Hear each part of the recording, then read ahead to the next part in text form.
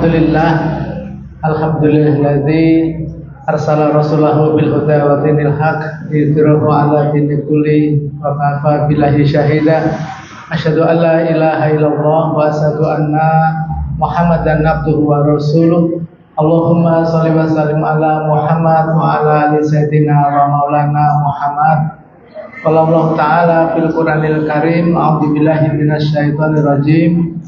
Qad aflahal mu'minun alladzina hum fi shalatihim khashi'un walladzina hum 'anil lagwi mu'ridun walladzina hum lizakati fa'ilun walladzina hum li furujihim hafizun illa ala azwajihim aw ma malakat aymanuhum fa innahum ghairu malumin faman ibtagha wara'a dzalika fa ulaika humul adun waladzina hum li amanatihim wa ahdihim ra'un waladzina hum ala sholawatihim yuhafidun ulaika humul warisun alladzina yarisunal firdausa hum fiha khalidun. Al-ayat. Bapak takmir yang kita hormati, al-ma'mun, ugi para bini sepuh nggih, ibu bapak lan saya jamaah, adik-adik sebagian, bersyukur kepada Allah SWT dan sholawat kepada Nabi kita Muhammad Sallallahu Alaihi Wasallam atas rahmatnya, karunia-Nya pada malam hari ini, di sela-sela kesibukan kita, di sela-sela apa Bapak Ibu? Ya, ini sisa-sisa tenaga mungkin tadi seharian bekerja ya. Bukan daripada ya, kita sengaja niatkan untuk menuntut ilmu, mengaji, karena thalabul ilmi fardhatun ala kulli muslimin. Menuntut ilmu itu memang hukumnya wajib dan dalam Islam mempunyai kedudukan yang tinggi, Bapak Ibu.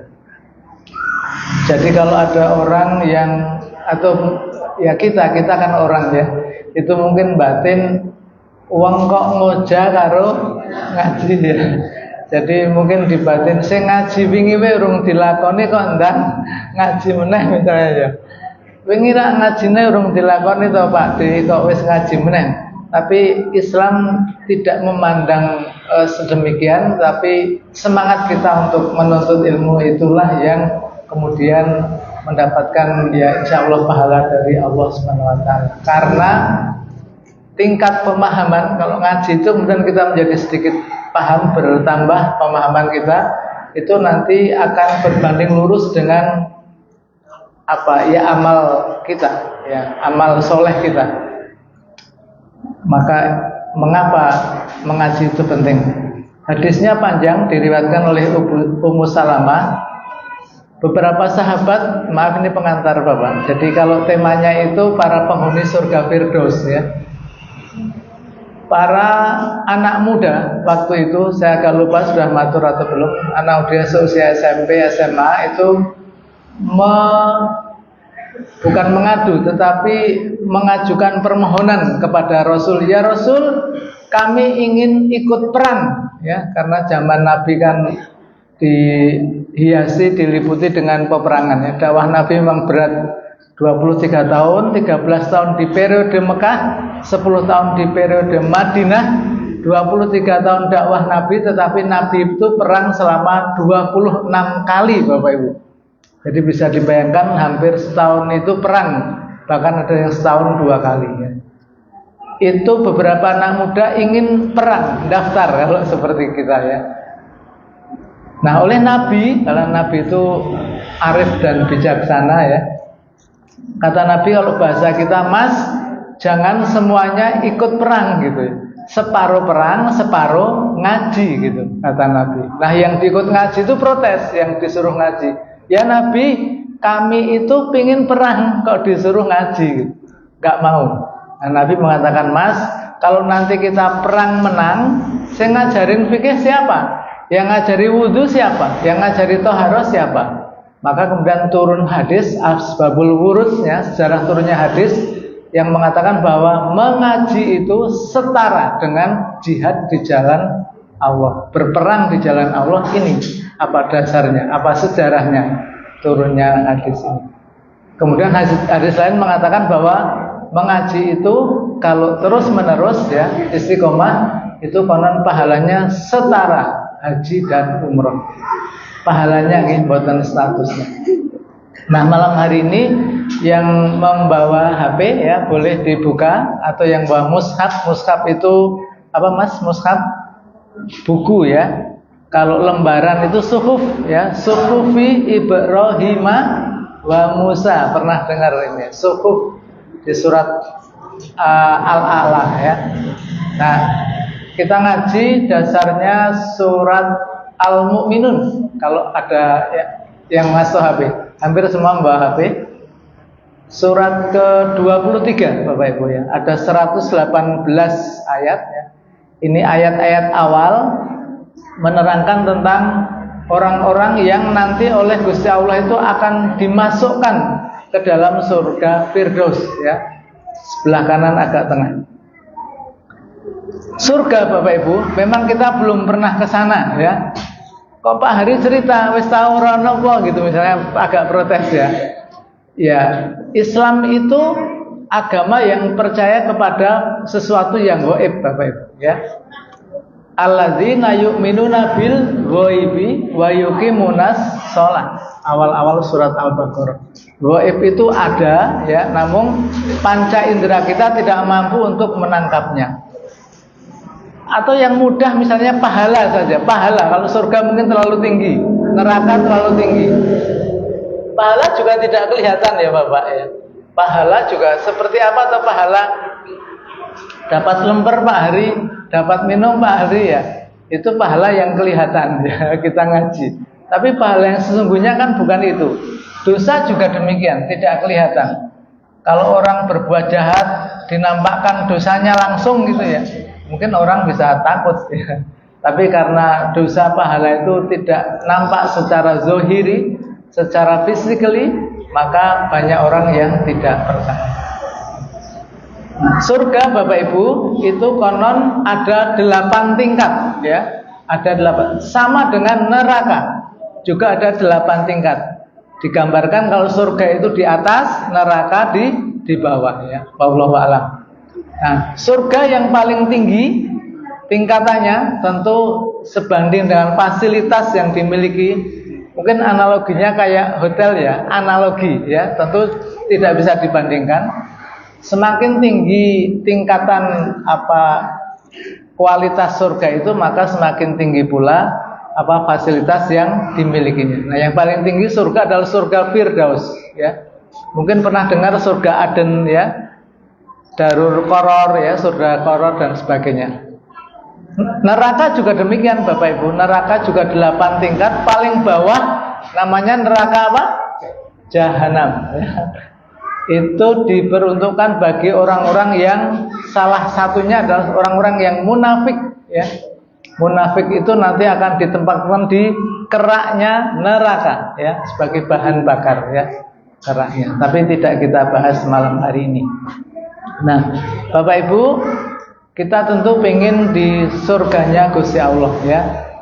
Di surga manapun, nah apalagi di surga Firdaus yang kita nanti akan hum fiha khalidun, yang kekal abadi selama-lamanya.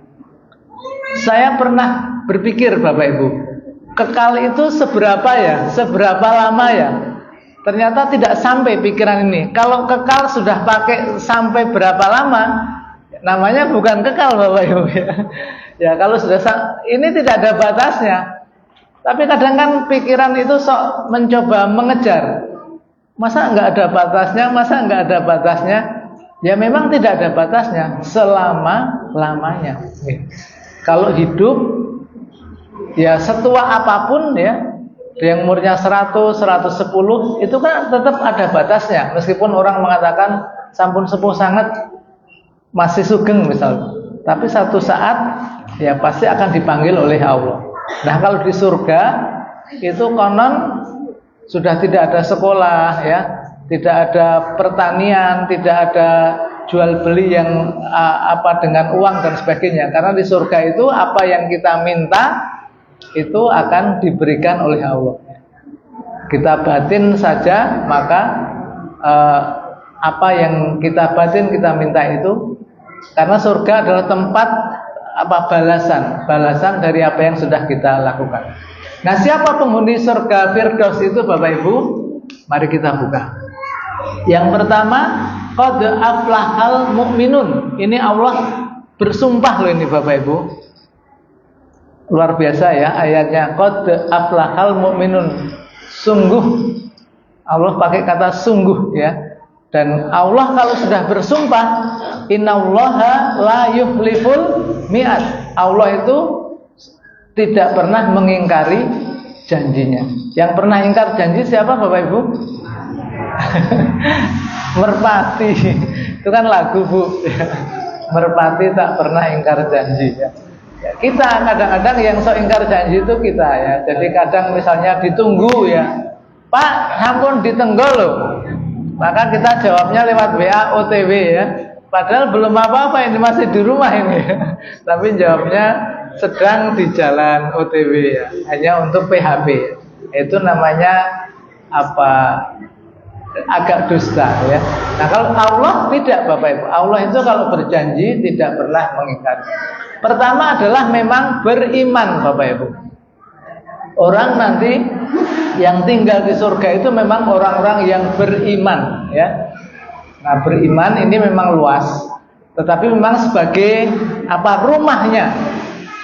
Kalau bahasa lainnya gantungannya itu beriman ya. Rukun iman ada 6 ya. Iman secara harfiah diartikan percaya. Percaya saja Pak Hari bisa secara sederhana diartikan percaya, tapi kalau nanti dalam di bahasa Inggrisnya itu dioncei ya, percaya itu lebih dalam lagi, tidak hanya sekedar percaya.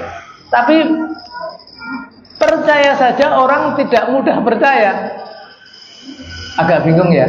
Jadi percaya saja, beriman saja, yang artinya itu percaya, kebanyakan orang itu tidak percaya. Contoh Nabi Muhammad misalnya, bagi kita yang hadir ini, Nabi Muhammad itu gaib Bapak Ibu. Iya betul? Belum pernah kok kita bertemu dengan beliau yang agung ini. Tapi meskipun kita belum pernah ketemu dengan beliau, kalau kita matur malaikat mungkin ketinggian ya. Kok aduh banget membayangkan ya malaikat. Tapi kalau Nabi Muhammad kan sejarahnya bisa diruntut. Itu saja ya. Kita belum pernah melihat ketemu, apalagi kita percaya Bapak Ibu. Tetapi banyak orang yang bersama dengan beliau, ketemu setiap hari, rumahnya itu berhadapan, tetanggaan, saudaranya lagi, tidak percaya Bapak Ibu. Bisa dibayangkan. Ini untuk gambaran bahwa percaya yang artinya sederhana, iman artinya percaya itu tidak semudah yang dibayangkan. Yang kedua, percaya kepada yang gaib misalnya, itu juga sama. Ada yang percaya, ada yang tidak. Jadi maka mengapa iman itu sangat penting Bapak Ibu?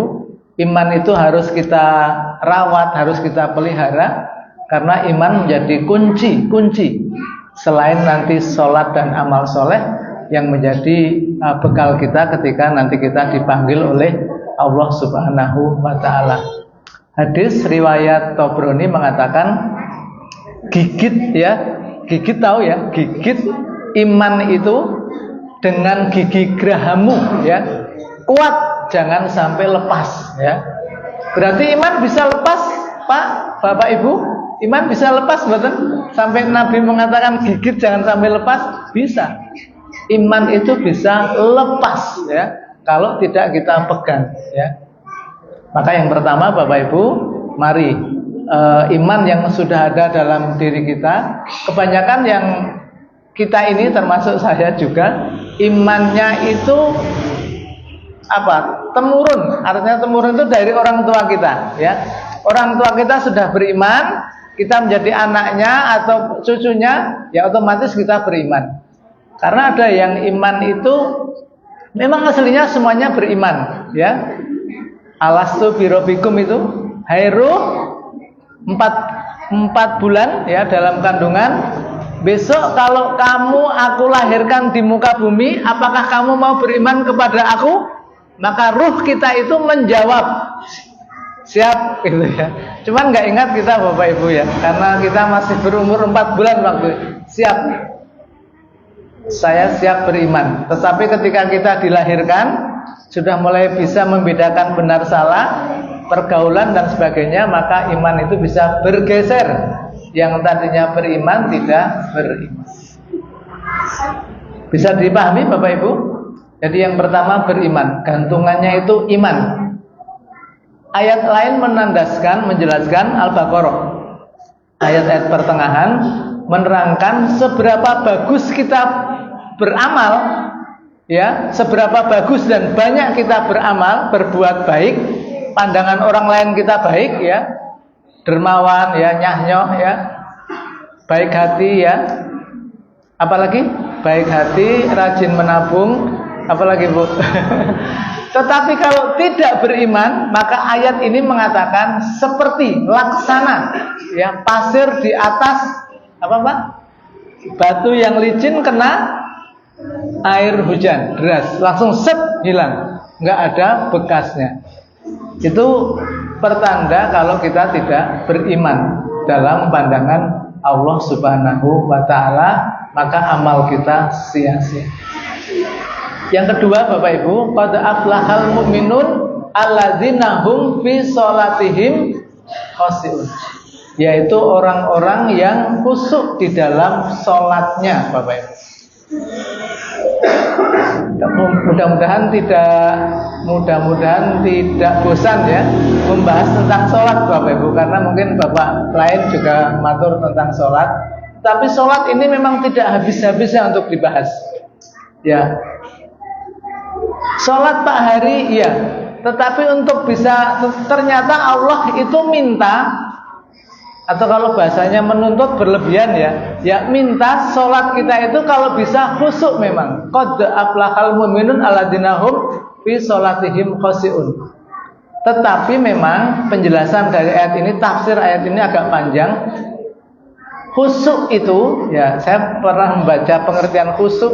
Khusyuk adalah, khusyuk adalah bersatunya, ya, atau menyatunya fisik tahu Bapak Ibu, tubuh kita ini, badan ini dengan hati menyatu, itu namanya khusyuk. Tetapi sulit Pak, ya. Maka karena sulit, karena tidak mudahnya khusyuk itu, maka oleh Allah, lagi-lagi tafsir menjelaskan, khusyuk itu, kata khusyuk itu tidak dimasukkan dalam rukun sholat Bapak Ibu. Rukun sholat itu ada 13 ya, tapi buku lain menerangkan 14 karena ditambah qiyam yang satu. Qiyam itu berdiri ya. Jadi ada yang menambahkan, tentu ulama ya, rukun sholat itu ya pertama memang apa? Umumnya itu berdiri. Seperti tadi sholat berdiri. Tapi kan tidak semua orang bisa berdiri. Maka bagi yang tidak kuasa berdiri boleh duduk dan sah ya. Maka tidak dimasukkan qiyam itu sebagai rukun sholat. Tapi ada yang memasukkan berdiri itu menjadi rukun sholat. Dari niat sampai salam Bapak Ibu, tidak ada kata khusyuk di sana. Tetapi kita diminta untuk bisa khusyuk. Yang mendekati khusyuk adalah tumakninah. Pernah dengar ya tumakninah? Tumakninah itu artinya tidak buru-buru ya. Bahasa Kebon Agungnya tidak kesusu. Pak Imam tadi Pak siapa? Pak Imam? Iya. Saling menuding ya. Bacaannya bagus ya Pak Imam. Itu tidak buru-buru ya. Ora cepat neng ya ora suwe nggih. Nah, itu namanya imam yang arif, bisa melihat kemampuan jamaah. Supaya hafal Al-Baqarah terus rakaat pertama Al-Baqarah misalnya. Semaput nanti jamaahnya ya. Bisa enggak sholat lagi di sini gitu ya. Meskipun itu ya boleh kalau sholat sendiri ya. Sampai mana tadi? Jadi apa Allah meminta kita khusyuk, tapi misalnya kita belum khusyuk Bapak Ibu, maka Allah menilai adalah usaha kita.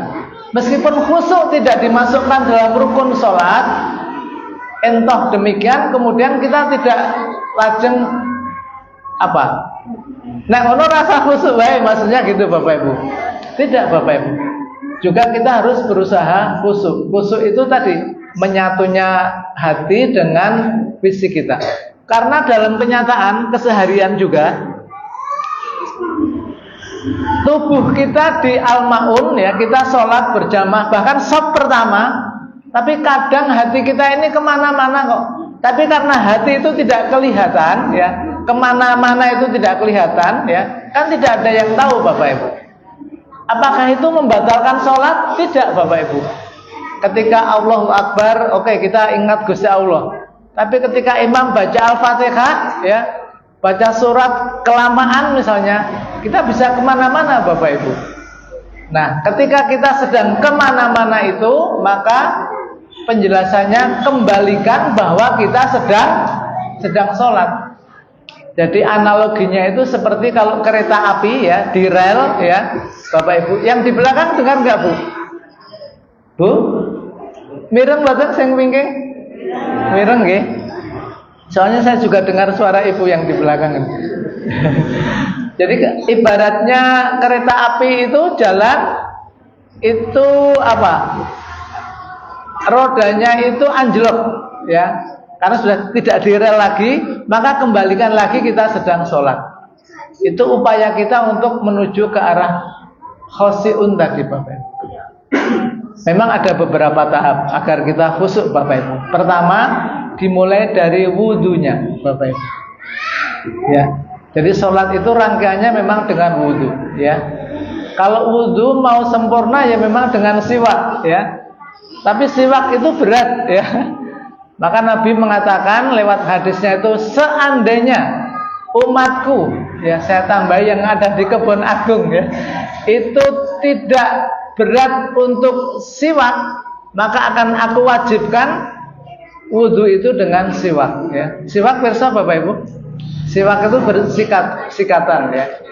Maka kalau Bapak Ibu tindak umroh, apalagi tindak haji, nanti di sana ketemu dengan orang-orang Mekah, Madinah itu pada membawa kayu siwak ya di sakunya. Ya. Memang beda. Wudu bersiwak dengan tidak itu beda. Nanti bisa dibuktikan Bapak Ibu.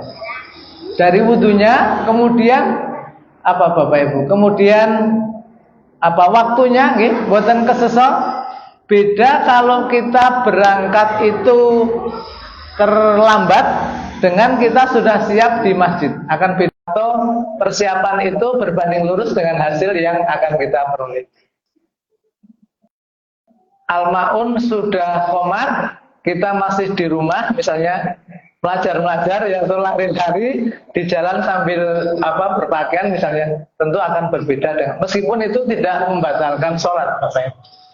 Itu kaitannya dengan persiapan. Yang ketiga, karena sholat itu adalah dialog ya, sholat itu sesungguhnya berdoa Bapak Ibu. Nanti coba baca arti sholat ya. Allahu Akbar, takbiratul ihram sampai salam ya. Sholat adalah ibadah yang dilakukan oleh umat Islam, dimulai dari takbiratul ihram diakhiri dengan salam, yaitu sholat. Itu hampir semua bacaan dalam sholat itu berupa doa. Doa demi doa. Kalau at-tahiyat itu percakapan antara Nabi Muhammad dengan Allah Subhanahu wa Ta'ala ya. Nah, ternyata doa demi doa yang kita panjatkan dalam sholat itu, kalau kita paham artinya, itu akan mengurangi hati ini kemana-mana Bapak Ibu. Seperti layaknya kalau kita matur sesuatu kepada pimpinan atau kepada orang tua kita, itu kalau kita paham ya apa yang kita sampaikan, itu kan kita fokus ya. Jadi mengapa kita kadang lari pikiran kita? Salah satu sebab karena kita belum paham apa yang kita sampaikan. Ini juga mengingatkan kepada diri kami Bapak. Jadi mari, ternyata sholat itu adalah dialog ya. Dialog bersama Bapak Ibu. Kita matur kepada Allah Subhanahu wa Ta'ala ya. Baik, jadi kalau intinya dalam khusyuk ini kita berusaha Bapak Ibu. belum bisa Pak Hari, terus berusaha. Sekelas sahabat ya, sekelas sahabat Ali bin Abi Thalib, bayangkan Bapak Ibu. Ali bin Abi Thalib itu pernah dites khusyuknya sholat oleh Nabi. Ali, kamu sholat, aku akan uji kamu khusyuk atau tidak. Nanti kalau khusyuk, aku akan beri kamu sorban. Apakah ini hadis atau hanya perkataan Nabi ya?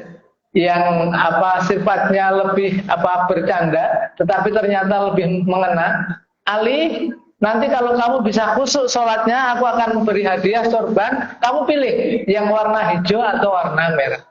Maka Ali sholat. Selesai sholat, maka ditanya oleh Nabi, pilih yang hijau atau yang merah Ali? Maka Ali mengatakan, aku milih yang hijau ya Nabi. Nabi bertanya, Ali, sepanjang sholatmu tadi, apakah kamu memikirkan sorban? Iya. Coba, sekelas Ali loh Bapak Ibu. Ya. Jadi kalau apalagi kita, ya itu maka memikirkan sesuatu itu, ya tentu boleh saja. Kalau apalagi ini masjid dekat jalan misalnya, apakah kalau sholat dengar kendaraan lewat itu batal? Tidak Bapak Ibu. Anak menangis batal? Tidak. Bukan berarti kalau sholat khusyuk itu tidak terdengar apa-apa. Itu namanya semaput tadi Bapak Ibu ya. Itu bukan sholat yang khusyuk. Jadi lagi-lagi kita sampaikan, sholat khusyuk adalah ya apa yang kita lakukan berusaha untuk lebih mendekatkan diri kepada Allah Subhanahu wa Ta'ala. Imam belum tentu loh lebih khusyuk daripada jamaahnya. Betul kan Pak Imam?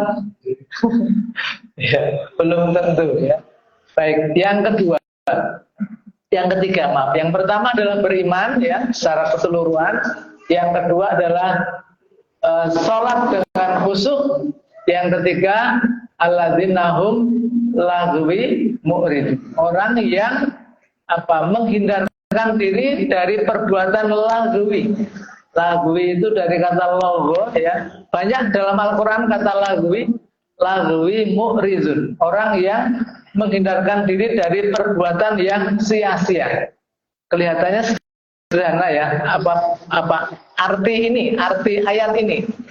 Perbuatan sia-sia kita tinggalkan ya.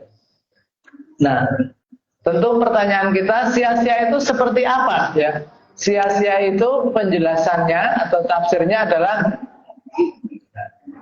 sesuatu yang kalau kita kerjakan itu madorotnya atau nilai tidak manfaatnya itu lebih besar. Itu namanya sia-sia ya. Contoh, maaf Bapak-bapak jangan tersinggung. Misalnya di pos ronda ya. Itu kan kita ngobrol ya. Jarang tuh di pos ronda terus tidur semuanya, itu kan jarang. Jenenge orang pos ya. Ming pindah ya ngobrol itu ya seperlunya. Tapi kalau sampai larut jam 2, jam 3 belum pulang, itu kelihatannya secara umum loh, itu katanya sudah berlebihan. Kalau nanti pulang suruh subuhan agak berat ya. Jam 3 pulang tidur, paling nanti bangunnya jam berapa Bapak? Ya jam 6, jam 7 ya. Kok nggak bisa jam 4 hari, nggak kuat. Mata ini rata-rata ya nggak kuat, karena mata ini punya hak untuk istirahat. Itu namanya lagwi, berlebihan ya, sia-sia. Bukan berarti wah nggak boleh ronda sama Pak Hari ya, nggak boleh. Boleh, namanya sosialisasi, sosial ya dengan tetangga, hanya tidak berlebihan. Ibu-ibu ketika ngobrol belanja juga tidak usah lama-lama misalnya. Karena kalau lama-lama nanti obrolannya yang baik-baik, habis yang baik ibu-ibu tinggal, nah yang tidak baik dicari. Maka seperlunya. Itu namanya tidak sia-sia. Lagwi mu'ridun ya. Jadi luar biasa Islam itu sampai sedetail itu dijelaskan. Yang keempat, Bapak Ibu, waladzina hum li zakati fa'ilun. Yaitu orang-orang yang kersa menunaikan zakat ya. Ini sudah mulai berat Bapak Ibu ya, karena sudah menyangkut harta. Kok berat ya? Karena harta kita harus dikeluarkan ya. Kalau menerima mungkin ringan, tapi ketika harus dikeluarkan itu tidak semua orang itu mau ya. Zakat itu saudaranya infak ya, adiknya namanya sodako ya.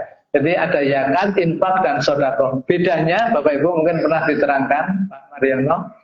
Kalau zakat itu ada nisabnya, ada ukurannya, dan 1 tahun, haulnya itu 1 tahun. Bisa dipahami? Jadi zakat dibagi 2, zakat fitrah dan zakat mal. Zakat fitrah itu berupa beras. Kalau kemarin 2,5 kilogram ya Pak, 2,5 kilogram, ada yang 2,6 ya, diberikan kepada fakir miskin. Kemudian semua punya kewajiban untuk mengeluarkan zakat fitrah ini, beras ini. Bahkan sampai bayi yang lahir sebelum takbir, malam takbiran itu bayi ini punya kewajiban untuk di zakat fitrah ini. Tentu yang bayar orang tuanya, bukan bayinya ya.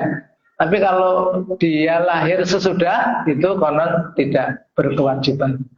Nah, zakat mal nanti dibagi banyak, ada zakat profesi, ada zakat pertanian ya, dan sebagainya. Itu konon 2,5%. Dan zakat itu kalau tidak kita keluarkan ya, konon kita akan mendapatkan azab dari ya Allah Subhanahu wa taala. Kalau di zaman pemerintahnya Umar ya, Abu Bakar ya, itu konon mereka yang tidak membayar zakat itu diperangi Bapak Ibu ya, diperangi. Dalam Islam konsep zakat itu memang dipungut ya. Baca surat Al-Maidah ayat 103. Itu ada panitia zakat yang mengambil ya ke rumah-rumah. Tapi kalau tidak ada panitianya, ya kita yang punya kesadaran sendiri menyetorkan. Ya. Nah, adiknya namanya infak. Kalau infak itu tidak ada haulnya, tidak ada nisabnya. Tetapi infak itu biasanya berupa harta. Infak ya. Ini kemarin Pak Mariono punya program apa Pak? Pokoknya, tapi tidak ada nisabnya loh Pak, tidak harus berapa ribu gitu ya, semampunya itu namanya nisab. Namanya infak. Bisa untuk beli apa Pak, AC, karpet yang berapa meter Mas? Kok berapa meter karpet? Berapa senti ya? 10 ya? Ya nanti pokoknya menjadi apa nyaman masjid ini itu diperoleh dari infak Bapak Ibu semuanya. Nah, bayarnya tidak harus per tahun ya, semampunya, saya matur semampunya. Mau 2.000, 5.000, 10.000 tergantung kemampuan kita, itu namanya infak. Tidak tergantung oleh waktu ya, tidak harus 1 tahun dan tidak ada nisabnya. Yang lebih luas namanya sodako ya. Sodako itu kenapa lebih luas? Karena tidak harus berupa harta ya, bahkan tenaga ya. Kalau Rasulullah itu tabasuka, senyum ya, nyengir, itu juga bagian dari sodako. Tabasuka, senyummu kepada saudaramu adalah bagian dari sodako. Maka surat At-Taghabun ya, ayat-ayat terakhir itu mengatakan ketika ruh kita itu akan dipanggil oleh Gusti Allah, maka ruh kita ini menawar ya kepada malaikat, ya malaikat tunda kematianku barang sebentar. Kenapa Mas? Kenapa Pak Hari harus ditunda ruh jenengan? Mestinya hari ini loh, mestinya hari ini loh. Maka ruh kita itu jangan sekarang ya malaikat, karena ruh ini menjawab wa as-sadaqu wa aku minas solihin. Karena aku ingin bersodakoh ya malaikat. Coba bayangkan ya. Ruh kita ini ditunda karena ingin bersodakoh dan menjadi orang-orang yang soleh, orang-orang yang baik. Zakat. Yang kelima, Bapak Ibu. Alladzina hum lizakati fa'ilun walladzina hum li furujihim hafidun illa ala azwajihim aw ma malakat aymanuhum fa innahum ghairu malumin. yaitu orang-orang yang memelihara kemaluannya, ya. Saya kira Bapak Ibu sudah paham ini, kecuali kepada pasangannya, ya. Nah, ini penjelasannya tidak banyak, yang jelas sampai ke hal-hal demikian saja Islam mengaturnya. Maka Islam tidak membenarkan namanya seks bebas. Islam tidak membenarkan apa istilahnya apa Bapak Ibu. Pokoknya seks bebas tidak boleh. Lebih aman yaitu dengan namanya pernikahan, ya.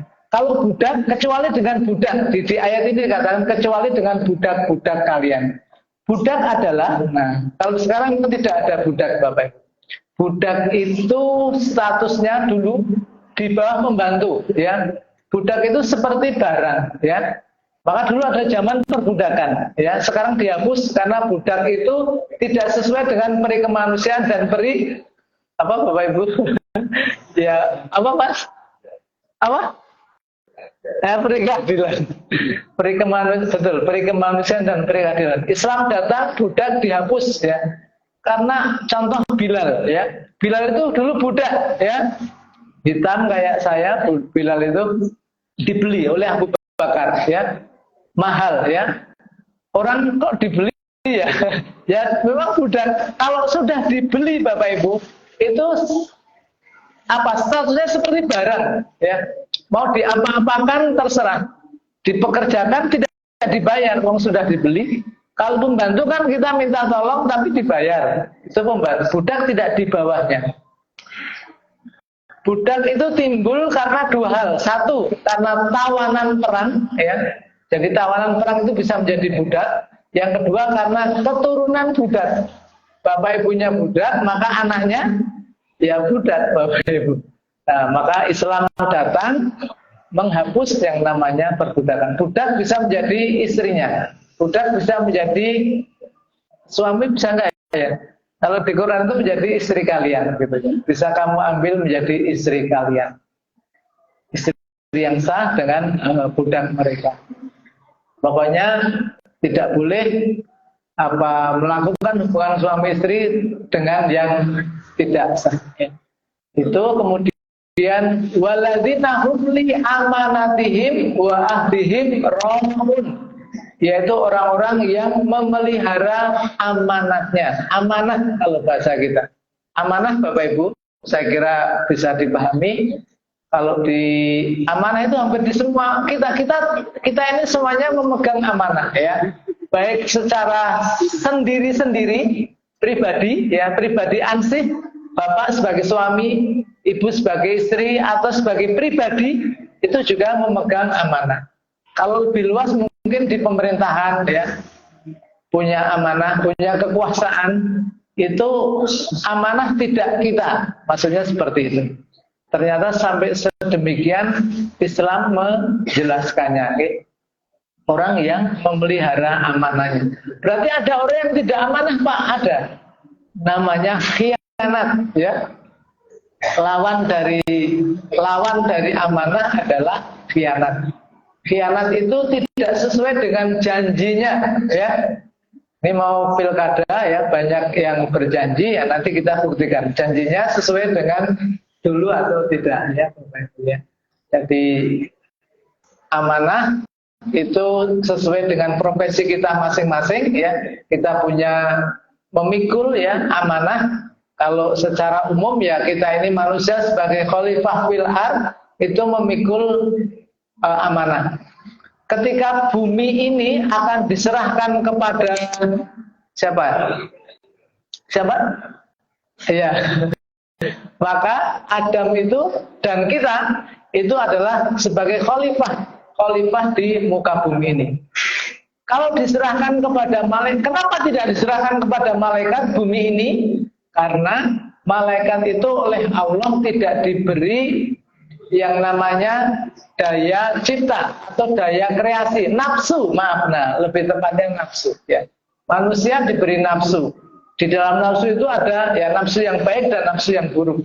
Kalau malaikat itu makhluk yang statis, makhluk yang selalu taat, Bapak Ibu. Malaikat beda dengan kita. Malaikat malaikat kalau di konon tidak diberi yang namanya daya cipta untuk menciptakan jembatan, gedung bertingkat, tidak bisa. Tetapi yang diberi kemampuan itu adalah kita manusia. Maka ya itulah bedanya kita dengan malaikat. Satu saat konon kita ini bisa istilahnya tingkat di atas malaikat, bukan bentuknya ya Bapak Ibu, tetapi statusnya itu bisa naik. Mengapa? Karena manusia itu diberi hawa nafsu, ya, bisa melawan hawa nafsu, itu maka oleh Allah SWT dinaikkan derajatnya. Ya. Tetapi jangan lupa kita juga bisa turun derajat, drop shot, loss, dol, sampai bawah banget, kal'am balhum adol, bahkan lebih rendah daripada, ya jangan tersinggung ya Bapak Ibu, karena saya juga bisa lebih rendah daripada binatang. Kalau tidak, ya hati-hati. Dikatakan dalam Al-Quran kal'am balhum adol, ya, bisa makan listrik, makan Bapak Ibu, solar, ya, manusia loh Bapak Ibu, ya, aspal dan sebagainya, katanya seperti itu. Padahal panas, ya. Nah, manusia itu ada di tengah-tengah, ya, bisa baik, bisa buruk. Kalau setan itu buruk terus, iblis itu buruk terus, kalau malaikat itu baik terus. Kalau kita bisa di atas malaikat, bisa di bawah setan atau iblis. Yang berikutnya yaitu tadi sampai apa? Sholat amanatihim wa dimrohun. Lalu yang terakhir adalah orang-orang yang memelihara sholatnya. Jadi lagi-lagi diulang, ya. Sholawatihim yuhafidun. Ternyata artinya bukan sholawat Bapak Ibu. Sholawatihim itu jamak dari sholat, ya. Tetapi ada juga yang mengartikan sholawat. Ternyata sholat itu di ayat ini diulang 2 kali, ya. Di awal Allah meminta kita sholat yang khusyuk, yang kedua di akhir Allah meminta memelihara sholat kita. Memelihara, tahu Bapak Ibu artinya memelihara? Pak Mariono memelihara apa Pak? Maaf, ayam misalnya. Kan boten dijaga namanya memelihara. Di kampung kami itu ada aturan, Bapak Ibu yang mempunyai unggas memelihara ayam tidak boleh diculkan. Diculkan itu dilepas, diumbar, ya. Kalau dilepas main di tempat tetangganya, tapi belum berlaku ini, ya. Menjadi milik tetangganya itu bisa rame, betul nggih? Kalau ayam main di tetangganya menjadi milik tetangga bisa rame nih, ya. Ya, pokoknya kalau punya unggas ayam dan sejenisnya, ada beberapa kampung desa itu yang sudah buat peraturan padukuhan, harap dikandangkan, ya. Sanksinya kalau lepas, kalau di tempat orang lain nanti bisa menjadi hak orang lain. Ada yang sampai seperti itu. Intinya memelihara Bapak Ibu. Memelihara itu ya merawat, ya. Merawat sholat kita. Ora terus bahasanya itu sholat luweh, ora sholat luweh misalnya, tidak. Itu namanya tidak memelihara. Dari waktunya misalnya. An-Nisa 103. Inna sholata kanat alal mu'minina kitabam mauquta. Sholat itu bagi orang mukmin sudah ditentukan waktunya, Bapak. Isya ya jam segini tadi. Isya. Jam 9 pagi Pak hari itu namanya duha. Mau merubah jam pagi misalnya nggak bisa. Subuh ya jam 4 sampai jam 5 misalnya. Mau jam 7 ya sudah masuk duha. Sudah, itu namanya kita memelihara waktu sholat. Ben subuh mboten taripan, ben subuh mboten kerinan. Biar subuh bisa berjamaah di masjid, ya bagaimana kita memelihara diri kita, ben bangunnya tidak kesiangan, maka tidurnya tidak terlampau larut. Itu namanya memelihara sholat, ya. Dan lagi-lagi sholat ini Bapak Ibu statement dari Nabi kita Muhammad, awalu ma yuhasabu bihi abdu yaumil qiyamah as-shalah fa in saluhat saluhat sa'iru amali fa in fasadat sa'iru amal. Yang pertama kali dihisab, ditanyakan nanti di yaumil akhir adalah sholatnya. Sholat Bapak Ibu. Maka jangan remehkan sholat ya. Mungkin orang mengatakan sholat karo sholat misalnya. Ya memang itu kewajiban kita ya. Kalau kita sudah terbiasa sholat berjamaah, justru nanti kalau waktunya sholat kok kita belum sholat, itu malah gelisah, betul Pak, gelisah ya. Bahwa azan kita baru siap-siap itu wajar ya. Karena azan itu panggilan Bapak Ibu ya. Kalau sebelum azan kita sudah siap itu namanya luar biasa gitu. Ada tidak ya sebelum azan kok sudah siap itu? Ya paling 1-2 gitu Bapak Ibu ya. Itu muadzin biasanya. Tapi kalau kita belum azan kok sudah siap itu memang luar biasa. Tapi kalau azan kita siap persiapan itu standar ya. Tidak sampai pada batas dosa ya. Karena azan sendiri artinya panggilan ya. Dipanggil dan datang kan wajar Bapak Ibu ya. Yang tidak wajar itu belum dipanggil kita sudah siap ya. Atau dipanggil tidak dengar Bapak Ibu ya. Azan itu ya kayak ngono kayak gitu. Kulino biasa misalnya. Akhirnya azan lewat ya. Nah, mudah-mudahan kita tidak termasuk. Minimal kita azan itu kita segera bergegas, tinggalkan. Sebab kalau nuruti gawean ya, baik yang di rumah maupun yang di sawah, Pak Mariono ya, itu tidak ada habisnya. Pekerjaan domestik sangat banyak di sawah. Saya juga biasa ke sawah itu rampung dituruti ya. Tinggalkan nanti dibaleni lagi. Tadi terakhir ya, ini terakhir sekali. Maka janji Allah, maka Allah akan masukkan kepada kita yaitu surga, akan diwarisi kita yaitu surga Firdaus ya. Hum fiha khalidun, dan kita kekal abadi selama-lamanya. Saya kira itu Bapak Ibu. Jadi wajar banget kalau kita ini mengerjakan sesuatu, ada rangsangan ya, ada hadiah, itu tidak dosa Bapak Ibu. Tidak berdosa kalau kita, artinya kita diberitahu kalau kita mengerjakan ini akan mendapatkan surga ini, itu sesuatu yang wajar ya. Memang ada yang mengatakan saya berbuat baik itu tidak mengharap surgamu ya.